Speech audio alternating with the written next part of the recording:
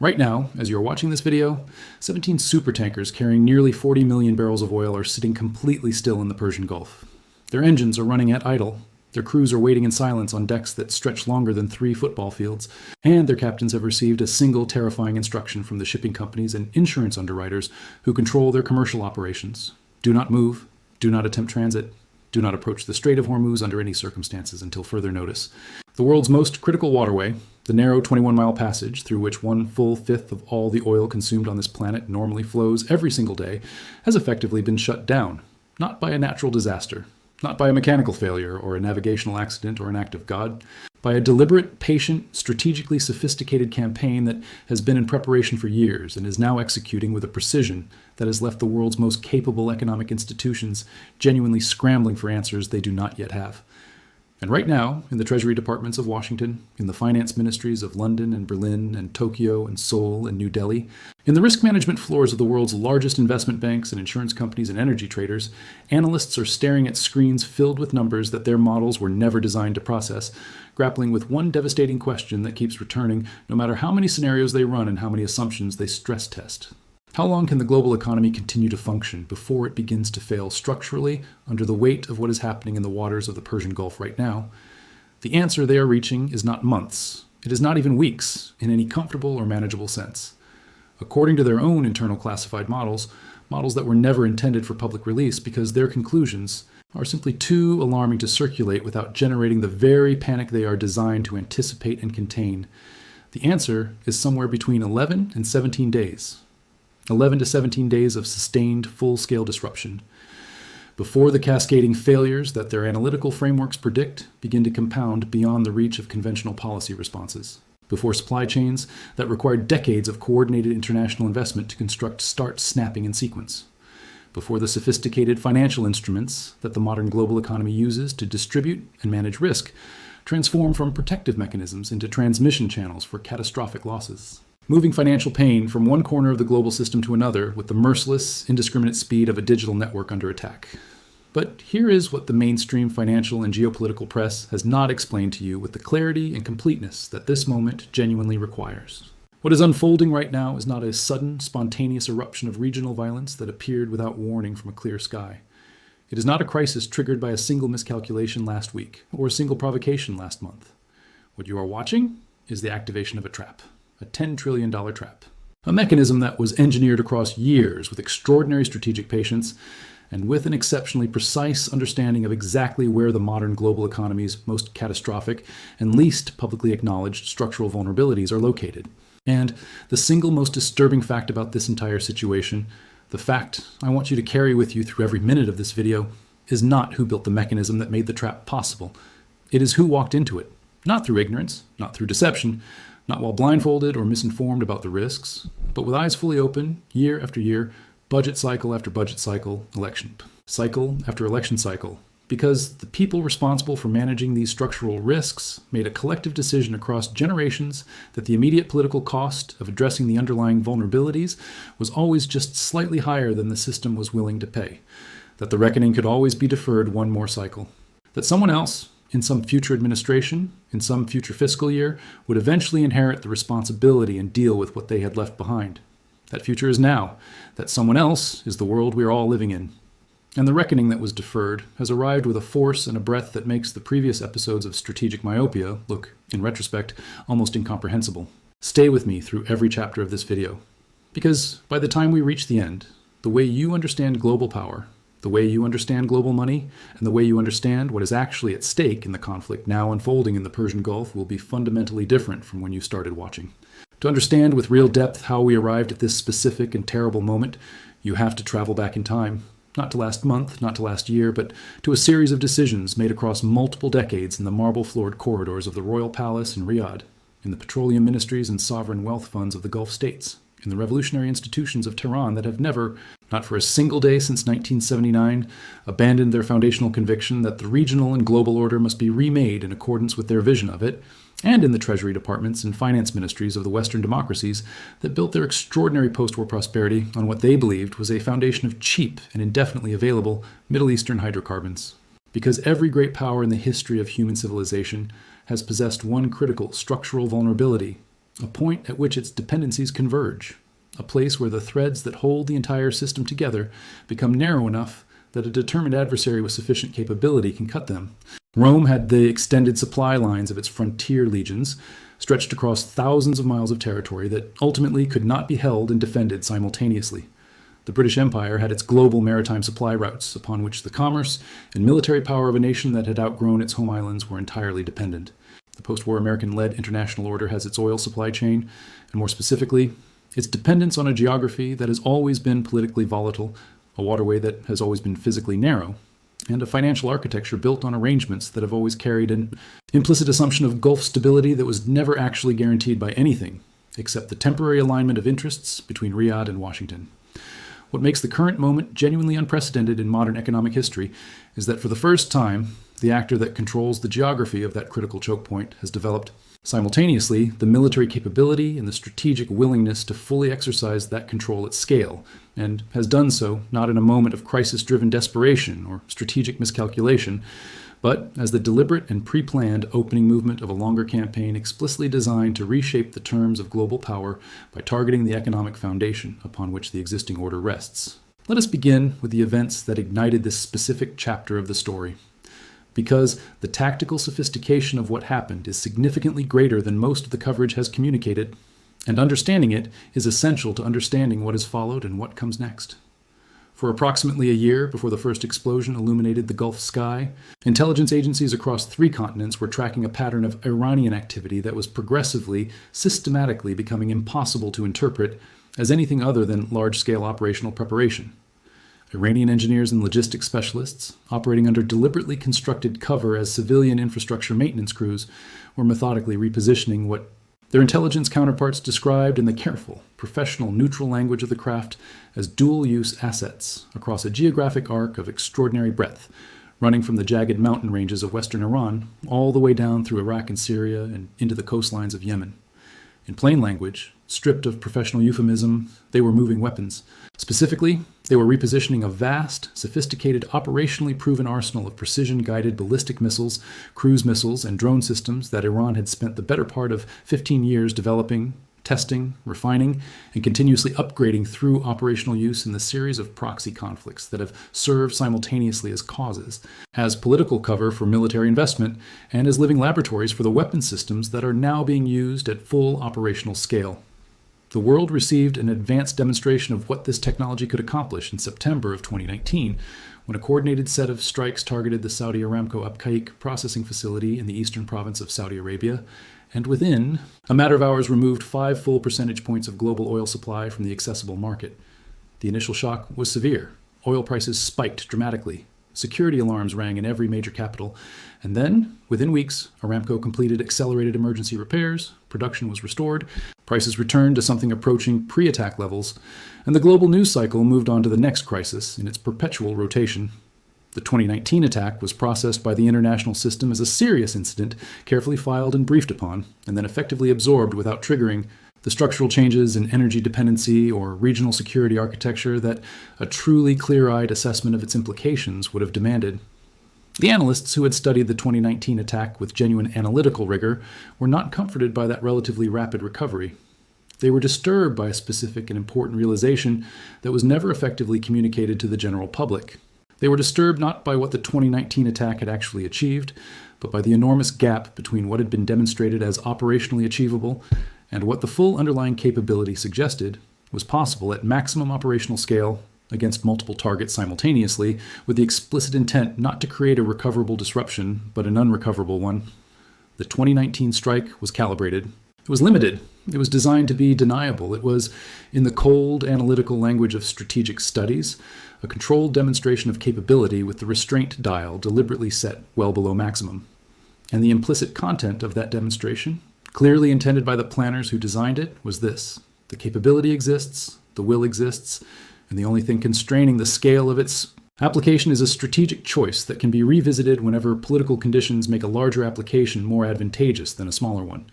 The people who absorbed that message fully, and who took seriously its implications for the structural vulnerability of the global energy supply chain, were alarmed. The people who received their briefings, allocated their budgets, and made their policy decisions were concerned, and then moved on to more immediately pressing problems, because the dependency that made the message meaningful remained fundamentally unaddressed. The initial strikes of the current conflict were designed according to an economic logic, not a military one in any traditional battlefield sense. The objective was not territorial acquisition or forced destruction or any of the classic military campaign goals. The objective was the deliberate triggering of economic disruption of sufficient scale and sufficient persistence that the political viability of continuing the conflict would be destroyed on the opposing side before the military balance had been decisively resolved. The Ras Tanura terminal in Saudi Arabia, the world's single largest oil export facility, normally moving over 6 million barrels per day onto outgoing supertankers bound for Asia, Europe, and the Americas, was the primary opening target. But the engineering insight embedded in the strike design was considerably more sophisticated than the headline of attacking an oil terminal suggests. In the years following the 2019 Abqaiq attack, every major Gulf energy infrastructure installation had been retrofitted with state-of-the-art automated safety and emergency shutdown systems, designed by leading American and European engineering firms and tested extensively against a range of potential attack scenarios. These systems were built to detect incoming ordnance and immediately halt all facility operations, closing valves, isolating pressurized systems, shutting down pumps and processing equipment to prevent the kind of catastrophic chain reaction damage that a burning, fully pressurized oil processing complex can sustain if it continues operating through and after an attack. The safety systems were the best money could buy. The Iranian planners had studied them in detail. They had obtained technical specifications through multiple channels. They understood precisely how the system's detection and response algorithms worked, and they designed the Ras Tanura strike not to physically destroy the terminal in total, which would have required a larger and more complex operation, but to strike it at sufficient intensity in precisely the right locations that the automated protective systems would interpret the attack as requiring full emergency protective shutdown. They used the safety systems, built to protect the infrastructure, as the instrument of that infrastructure's operational incapacitation. Within 40 minutes of first impact, automated emergency protocols had triggered facility-wide shutdown across 70% of Saudi Arabia's total oil export capacity. 6 million barrels per day removed from the global market, not primarily through physical destruction, but through the defensive architecture that had been designed to prevent exactly that outcome. At the precise moment that Ras Tanura initiated its automated emergency shutdown sequence, 3 additional pre-planned elements of the operational campaign activated simultaneously in a coordinated sequence that bore every hallmark of months of detailed preparation. The Iranian Revolutionary Guard Corps brought a comprehensive maritime denial operation in the Strait of Hormuz to full activation. Anti-ship missile batteries previously repositioned for exactly this purpose were brought to operational readiness in positions that provided overlapping coverage of the strait's entire navigable channel. Fast attack naval vessels began operating in coordinated patterns that were unmistakably purposeful and clearly threatening to commercial shipping, operating with just enough ambiguity about their precise intentions to complicate any immediate coalition military response while making the operational risk to civilian vessels unacceptably clear to their owners and insurers. And a carefully designed mine-laying operation seeded the primary shipping lane with sophisticated bottom-sitting munitions. The mine strategy was designed with a specific and deeply understood economic logic. You do not need to mine the entire navigable channel extensively in order to effectively shut down commercial transit. You need to mine enough of it, in ways sufficiently ambiguous about the full extent of the hazard, that no shipping company, no insurer, and no responsible operator is willing to treat the waterway as safe under normal commercial operating parameters. The uncertainty itself, the unresolvable ambiguity about where the danger is and is not present, is the weapon. At the same time, Houthi forces in Yemen, equipped with upgraded Iranian-supplied precision drone and missile systems, and supported with new targeting intelligence, initiated a sustained campaign against port infrastructure and commercial shipping across the Red Sea that compounded the global shipping disruption and eliminated the alternative routing options that the global freight system would have otherwise begun exploiting.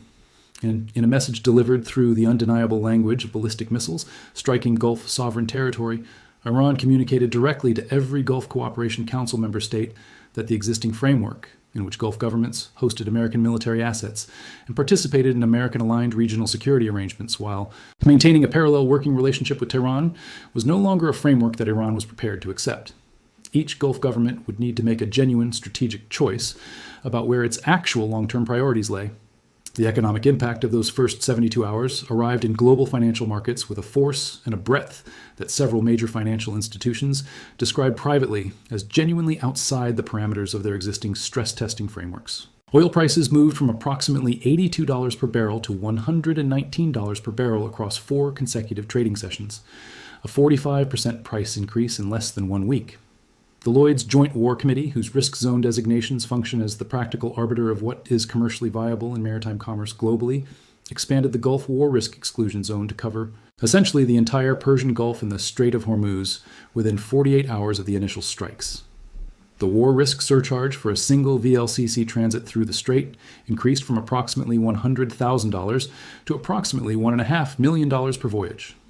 Most shipping operators conducted no elaborate analysis of whether specific cargoes could justify that cost under some scenario. The commercial mathematics were clear enough. The ship stopped moving. The consequences for the specific economies most dependent on Gulf oil flows were immediate and severe. South Korea, which imports approximately 70% of its crude oil from the Persian Gulf, began emergency reserve drawdowns and activated crisis protocols that had last been used during oil shocks of the 1970s. Japan faced a comparable structural dependency and a comparable emergency response imperative. India, despite years of deliberate policy effort to diversify its energy supply sources, remained dependent on Gulf crude for a volume that simply could not be replaced from alternative suppliers on any short-term timeline without severe economic disruption. In Germany, the industrial foundation of the European economy, already carrying the competitive scars and structural adjustment costs of the post-2022 high-energy price environment, watched its industrial sector confront a new energy shock layered on top of one that had not yet been fully absorbed. The Federation of German Industries, in measured corporate language that carefully understated the private alarm of its member companies, warned publicly that disruptions persisting beyond 30 days risked producing German economic contraction before year end. What that statement did not say, but what the private discussions inside German industrial boardrooms clearly reflected, was that 30 days was not the threshold that executives were actually planning against in their worst-case scenarios. The mechanism through which an energy supply disruption of this magnitude transforms into a potential global financial crisis, rather than merely an economic slowdown, operates at a level of abstraction that most people rarely have occasion to think about. When oil prices rise sharply, they generate inflation across every sector of every economy that depends on energy to produce, move, and deliver its output, which is every sector of every economy without exception. Central banks facing that inflation confront a forced policy dilemma. They can raise interest rates to fight the inflation, risking recession, or they can tolerate the inflation, risking currency confidence and long-term purchasing power erosion. In a world with normal debt levels, this is a painful but manageable trade-off. In a world where the United States national debt has crossed $35 trillion, and the major European economies carry fiscal burdens of comparable proportionality, the interest rate response to energy-driven inflation does not just slow economic growth. It raises the annual cost of servicing government debt precisely when slowing growth is reducing the tax revenues available to service it, and precisely when the economic shock is creating political demands for additional government spending to protect citizens from its worst effects. This three-way fiscal squeeze, the compounding interaction of higher debt service costs, lower tax revenues, and higher demanded spending, is the mechanism by which an oil supply disruption becomes a sovereign fiscal crisis. And a sovereign fiscal crisis in the United States or the major European economies is not a regional financial problem. It is a systemic global one because of the central role that U.S. Treasury bonds and the dollar play in the financial infrastructure of the entire global economy. This brings us to the deepest and most structurally significant dimension of the current crisis, the one that explains why serious analysts arrive at a figure as large as $10 trillion when they attempt to model the full range of potential consequences. That dimension is the petrodollar system and the unprecedented stress that the current crisis is placing upon it. In the early 1970s, in the immediate aftermath of the first Arab oil embargo,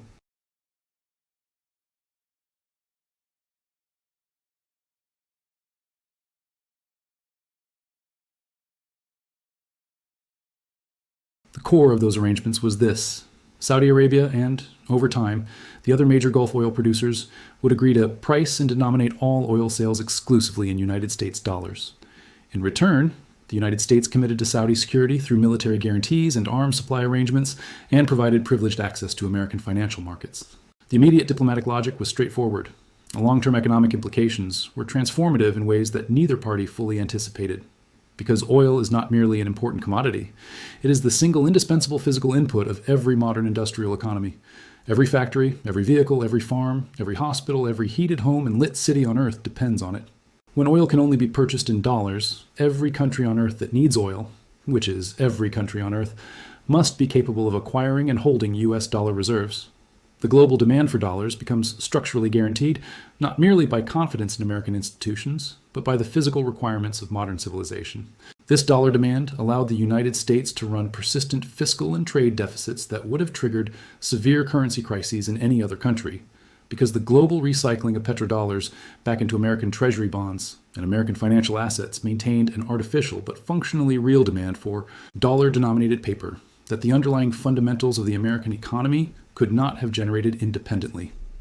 The petrodollar system is the largely invisible foundation beneath American economic hegemony. It is the mechanism that allowed the United States to project military and economic power globally at levels that its domestic productivity base alone could not have sustained. China spent a decade building the institutional infrastructure of an alternative. Yuan-denominated oil trading mechanisms at the Shanghai International Energy Exchange, bilateral currency swap arrangements with commodity-producing nations across Asia and Africa, a parallel interbank payment communication system designed to route around the SWIFT network, and an accelerating program of official gold accumulation that reduces the strategic exposure of the People's Bank of China to dollar-denominated reserve holdings. Russia, under the compulsion of Western financial sanctions following 2022, demonstrated in real time and at operational scale the technical viability of non-dollar energy transactions and the practical feasibility of routing major commodity trade through non-Western financial infrastructure. Together, these two powers have been assembling, piece by piece, an alternative financial architecture that is not yet capable of fully replacing the dollar system, but is increasingly capable of providing credible alternatives at the margin for countries motivated to use them. And the current crisis has provided every major oil importing economy in the world with a concrete, immediate, financially painful motivation to think more seriously about those alternatives than they might otherwise have done. The erosion of the petrodollar system, if it accelerates under the pressure of this crisis, represents a direct and serious structural threat to the fiscal foundation of American power that goes well beyond the economic costs of the energy supply disruption itself. It is potentially the most consequential long-term legacy of the current conflict, measured in decades rather than quarters. The American military response, designated Operation Epic Fury, has involved significant and consequential use of force against Iranian military and missile infrastructure. The preliminary cost accounting published by defense analysts, approximately $3.7 billion in the first 100 hours alone, reflects a rate of military expenditure that strains even the formidable resources of the American defense budget, consumes inventories of precision-guided munitions that required years to build and will require more years to replenish, and occurs simultaneously with existing commitments to maintain deterrence postures in Europe and the Indo-Pacific. Military campaigns, even highly effective ones, can achieve specific defined objectives. They can degrade infrastructure, disrupt command networks, impose costs, and create temporary space for diplomatic initiatives. What they cannot achieve by themselves is resolution of the underlying political and structural conditions that generated the conflict.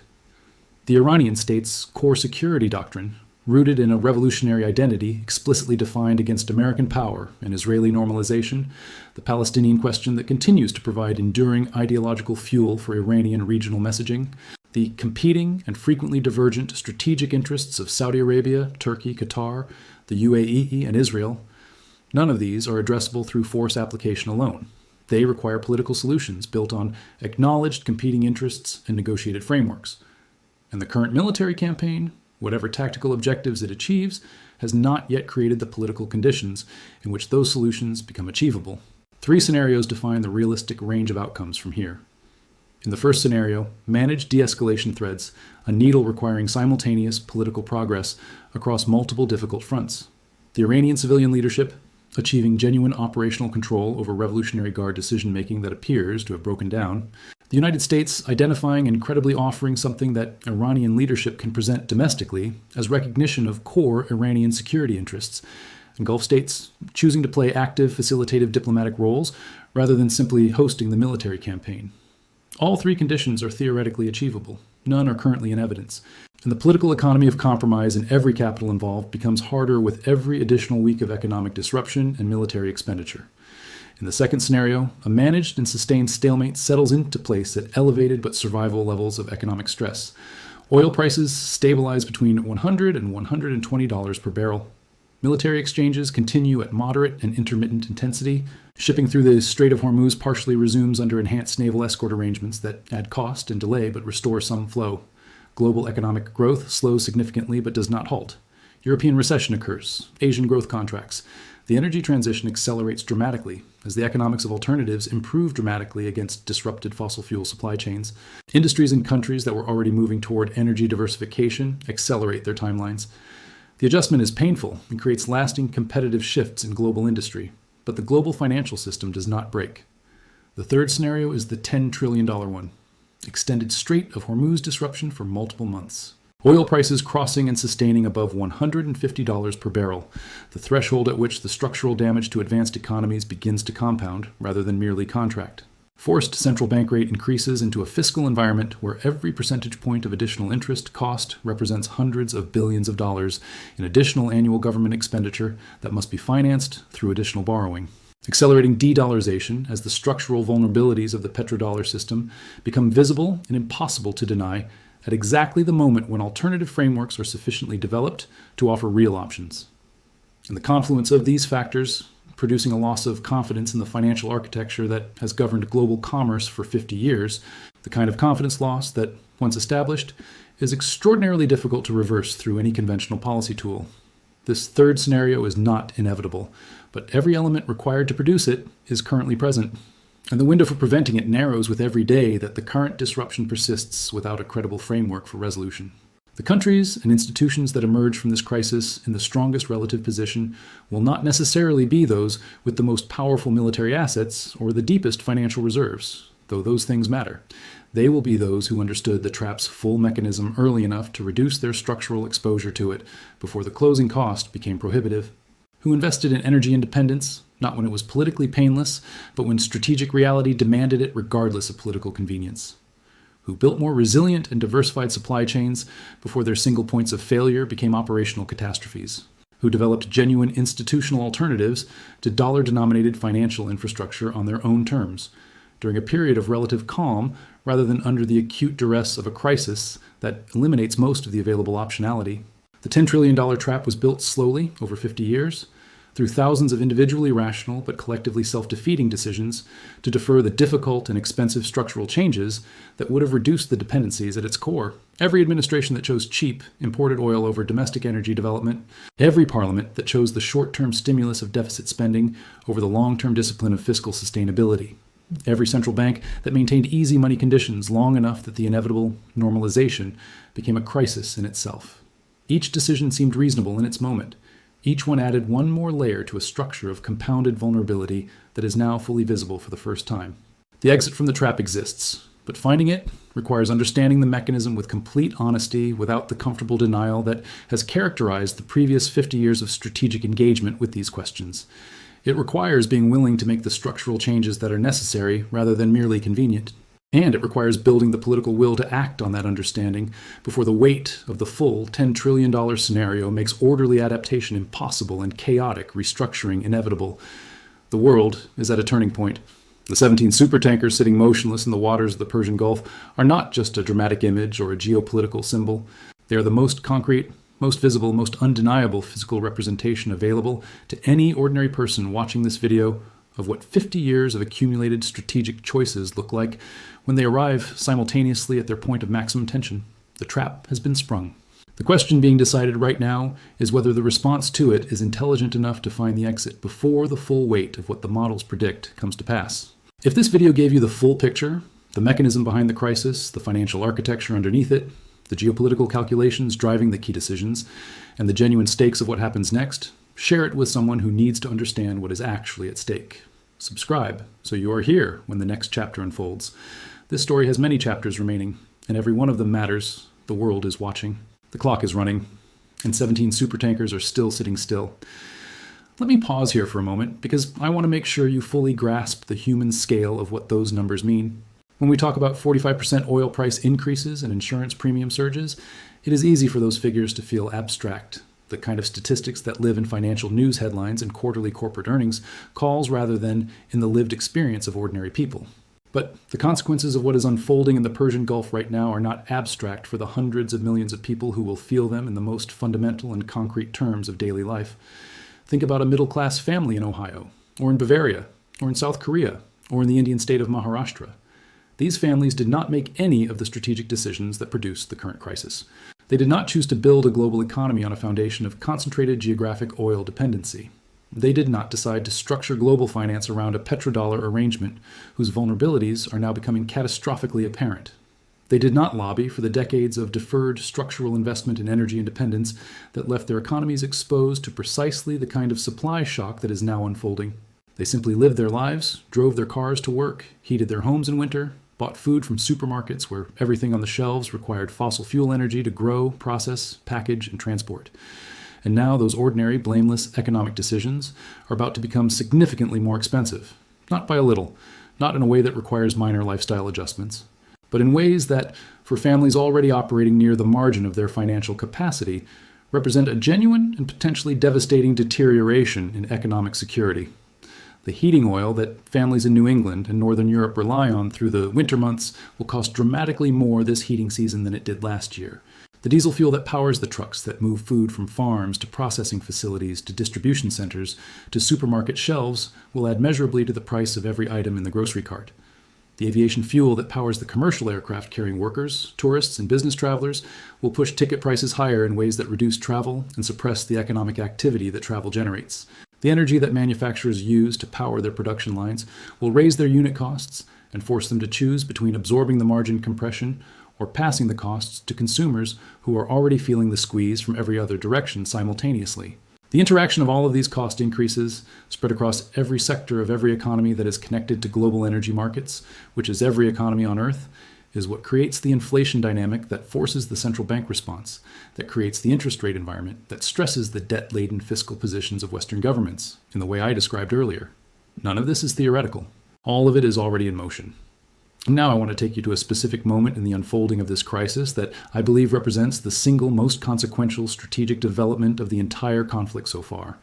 Not the initial strikes on Ras Tanura, dramatic and economically significant as those were, not the activation of the maritime denial campaign, which we have already covered, something that happened in the days that followed the initial exchange, something that revealed a crack in the Iranian decision-making structure that carries enormous implications for how and whether this crisis can ultimately be resolved through negotiation. In the days following the initial strike campaign, the Iranian president made a public statement that was carefully worded but unmistakably clear in its intent. He expressed what his office characterized as regret for the impact on civilian populations in the Gulf states, acknowledged that Iran did not seek a permanent rupture with its Gulf neighbors, and indicated through the appropriate diplomatic channels that Iran was prepared to consider a framework that addressed its core security concerns through political rather than military means. For a brief period, there was something resembling cautious optimism in the various diplomatic back channels that handle the actual mechanics of conflict de-escalation. Qatar, which has historically served as a communication conduit between the United States and Iran precisely because of its geographic and diplomatic position, began facilitating initial conversations. Omani diplomats, whose country has long played a similar intermediary role, were reported to be traveling between capitals. The conditions for a managed step-down from the immediate crisis appeared to be at least theoretically present. And then the Revolutionary Guards launched another round of strikes on Gulf infrastructure, not in violation of any order they had been given, because it became apparent that no such order had actually been transmitted in a form they were obligated or inclined to respect. The Iranian president had spoken publicly about the possibility of de-escalation, but the Revolutionary Guard Corps, which controls the missile and drone forces that are the primary instrument of the current campaign, appears to have either not received or not accepted any operational instruction that actually changed their operational posture. This is not a bureaucratic miscommunication of the kind that happens in any large organization. It is a visible, operational manifestation of a structural fracture within the Iranian power system that has been present for years, but has rarely been this consequential. The Revolutionary Guards are not simply a military branch of the Iranian state. They are a separate power center with their own budget, their own economic enterprises, their own intelligence apparatus, their own foreign policy, relationships with proxies across the region, and their own institutional ideology that gives them a genuine, deeply held belief that any de-escalation, not backed by concrete strategic concessions, is simply an invitation for the adversary to regroup and return from a position of greater strength. From their perspective, the history of Iranian interactions with American power since 1979 provides abundant empirical justification for that belief. The structural reality, the division of operational authority between an Iranian civilian leadership that is capable of making and communicating diplomatic signals, and a Revolutionary Guard command that retains the independent authority to continue or escalate military operations, is arguably the single most important factor shaping the near-term trajectory of this conflict. It means that conventional diplomatic signaling of the kind that international community has deployed in previous Middle Eastern crises, the kind that assumes a unitary state actor that can make and honor commitments across its entire governmental structure, may simply not be adequate to the complexity of the Iranian decision-making system as it actually operates. A solution that the Iranian president can agree to, but that the Revolutionary Guards can ignore, is not a solution. It is a temporary pause that creates false confidence and makes the eventual resumption of hostilities more damaging, because the other side was not adequately prepared for it. Understanding this structural reality is not pessimism. It is the analytical clarity that genuine problem-solving requires. A framework for resolution that actually works will need to address the institutional interests and the core strategic concerns of the Revolutionary Guard Command directly, not merely the diplomatic preferences of the civilian leadership. That is a more difficult and more complex diplomatic challenge than most of the international community appears to currently be preparing for. But it is the actual challenge that the actual situation presents. Let me now turn to the dimension of this crisis that has received the least coverage relative to its importance, and that I believe will ultimately define the long-term strategic legacy of the current conflict more than any of the military developments that dominate the daily headlines. That dimension is the accelerating diversification of global energy systems and the financial implications of that diversification. Because the current crisis has done in a matter of weeks what decades of climate advocacy and years of energy transition policy could not fully achieve. It has made the strategic, financial, and economic case for energy independence so undeniably and so expensively obvious that even the most resistant political establishments are being forced to reckon with it seriously. Germany has for years been engaged in a difficult and contested national conversation about the pace and cost of its energy transition.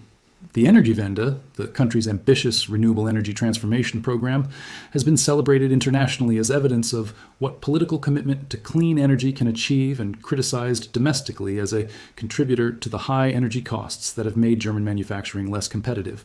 For years, the debate has been framed primarily around climate goals, competitiveness concerns, and the manageable politics of energy pricing in peacetime conditions.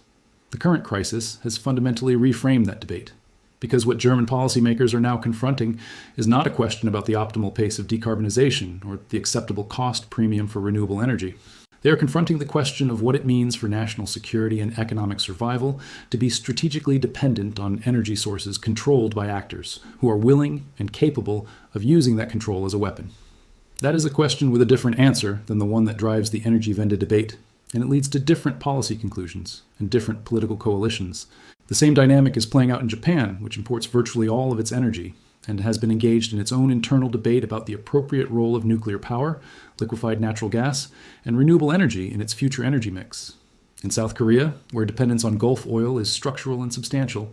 In India, where the scale of energy demand is so large that the transition to independence from fossil fuel imports is a multi-decade project, but one that the current crisis has given renewed political urgency. The economic and security calculus that is driving energy investment decisions across Asia right now has been substantially shifted by the demonstration that Gulf oil supply is not only volatile but can be deliberately shut down by a regional power with the capability and willingness to do so. The investments in renewable energy, nuclear power, domestic natural gas production, and energy efficiency that are now being accelerated across all of these countries represent a structural shift in global energy demand that will have profound implications for Gulf oil revenues, and therefore for Gulf states' sovereign wealth funds, and therefore for the petrodollar recycling system, and therefore for U.S. Treasury bond demand, and therefore for American fiscal sustainability, all tracing back through that chain of dependencies to the strategic. Decision being made right now in boardrooms and cabinet meetings from Seoul to New Delhi to Tokyo to reduce the exposure that the current crisis has made so visibly and painfully apparent. This is the deeper irony and the deeper tragedy of the $10 trillion trap. The actions being taken by Iran to leverage its geographic control over the Persian Gulf's oil choke points in the service of its regional strategic ambitions are at the same time accelerating the structural changes in the global energy system that will ultimately reduce that geographic control's economic and strategic value. Every week that the Strait of Hormuz remains effectively closed to commercial shipping is a week that makes renewable energy more economically competitive relative to oil, that makes nuclear power more politically acceptable in countries that had been moving away from it, that makes domestic energy production more strategically justified even at higher cost, and that makes the geopolitical case for energy diversification more powerful and more politically persuasive than any amount of climate advocacy alone could have made it. The trap, in this sense, contains within it the seeds of its own eventual dissolution. But the dissolution takes years or decades, and the damage inflicted in the period before it completes is real and severe and falls disproportionately on the people least equipped to absorb it. There is one final dimension of this story that I want to make sure you carry away from this video, because it is the dimension that speaks most directly to the question of what, if anything, the rest of us can do in response to events of this scale and this complexity. The $10 trillion trap was not an inevitability. It was not a natural feature of the world. It was the consequence of choices. Many choices, made over many decades, by many different people in many different positions of responsibility and power. Some of those choices were understandable, given the information and the political pressures that existed at the time they were made. Some were not. But all of them were human choices, made by human beings in positions of delegated authority, and they can be responded to and corrected by human choices made by people in similar positions today. The energy dependency that made the trap possible can be reduced. The financial architecture vulnerabilities that made the trap devastating can be addressed. The strategic overextensions that have left Western governments and economies with less resilience and less room for maneuver than they need are not permanent features of the landscape. They are the results of choices that different choices can begin to correct. The barrier is not technological. The technology to build energy-independent, resilient economies exists and is becoming cheaper every year. The barrier is not economic, at least not fundamentally. The costs of the transition are real but manageable, and they are in every case smaller than the costs of continuing the dependency that the current crisis is demonstrating so concretely. The barrier is political. It is the difficulty of convincing democratic systems, which are structurally oriented toward short time horizons and immediate constituent preferences, to make sustained investments in structural resilience whose full benefits accrue over decades rather than election cycles. That difficulty is real, but it is not insurmountable. And a crisis of the current magnitude, with consequences visible enough to change the daily budget calculations of ordinary families, has historically been one of the forces capable of generating the political will that calmer periods cannot. This is the potential silver lining of an otherwise dark and costly crisis. Not that the damage is acceptable or that the suffering it causes is not real. It is. But that crises of this scale and visibility have historically produced the structural reforms that preceding decades of good advice and careful analysis could not. The 1973 oil shock produced the fuel efficiency standards and the strategic petroleum reserve and the beginnings of domestic energy development that would not have happened without it. The 2008 financial crisis produced the regulatory reforms of Dodd-Frank and the Basel III capital requirements and the resolution mechanisms for systemically important financial institutions that the calm preceding years had not generated. Whether the current crisis produces comparable lasting structural improvements, or whether it is simply survived and then forgotten while the underlying vulnerabilities are reconstructed, will depend on choices being made right now by governments, companies, and individuals who understand what is actually at stake. Here is something that almost no mainstream outlet has reported with adequate clarity, and it changes the entire frame of how you understand the economic dimension of the current crisis. The Gulf states themselves, Saudi Arabia, the UAE, Qatar, and Kuwait, are not passive bystanders to the economic consequences of the disruption to their own oil infrastructure. They are, in a profound and rarely acknowledged sense, caught in a trap of their own that runs parallel to the one the West has walked into. Their entire governmental architecture, their social contracts with their own populations, their sovereign wealth funds, their Vision 2030 transformation programs, their gleaming airports and financial centers and tourism ambitions, all of it rests on a fiscal foundation built from oil revenues. When those revenues are disrupted, when the terminals that load the tankers are shut down and the tankers themselves are sitting motionless in a contested waterway, the governments of the Gulf states face their own version of the fiscal squeeze that Western governments face when oil prices rise. The difference is that their squeeze comes from revenue collapse rather than cost increase, and revenue collapse in states whose entire public sector payroll, whose subsidy systems, whose infrastructure investment programs, and whose political stability all depend on the continuous, predictable, large-scale conversion of underground hydrocarbons into sovereign cash flow, is not a manageable budget adjustment problem. It is a legitimacy crisis. The Saudi Sovereign Wealth Fund, the public investment fund with its nearly $700 billion in assets, provides a buffer that buys time. But every week of disrupted oil exports depletes that buffer and defers the diversification investments that the buffer was accumulating to fund. Every project in Vision 2030, every giga-project in tourism development and technology investment that was supposed to be the foundation of a post-oil Saudi economy depends on the continued flow of oil revenues to finance it through the transition period. An extended disruption of those revenues does not accelerate the transition to a post-oil economy. It threatens to strangle the transition in its early stages by removing the financial resources that the transition requires. The UAE faces a structurally similar challenge. Despite its more diversified economy and its more developed non-oil sectors, Dubai's emergence as a global financial center, a tourism destination, a logistics hub, and a technology ecosystem has been real and impressive. But it rests on a regional foundation of Gulf stability and Gulf capital flows that the current crisis is actively undermining. The international businesses that have relocated to Dubai, the financial institutions that have established regional headquarters there, the high net worth individuals who have chosen it as a base of operations, all of them are now asking questions about the durability of the stability premium that made Dubai an attractive location in the first place. Qatar, whose extraordinary liquid natural gas revenues fund one of the world's highest per capita income levels, and whose sovereign wealth fund holds stakes in landmark assets from Paris to London to New York, has activated emergency production protocols and is rerouting what LNG flows it can manage through alternative shipping paths.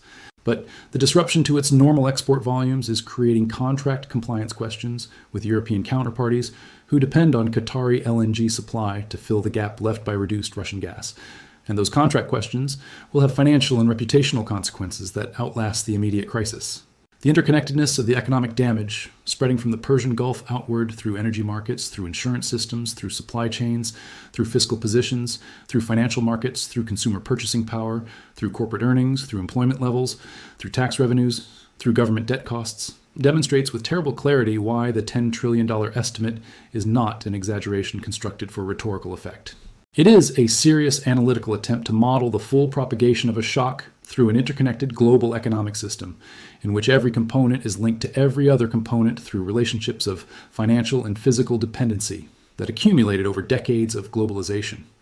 The number is large because the dependency is deep. The dependency is deep because it was built deliberately, investment by investment, trade deal by trade deal, over the entire post-war era.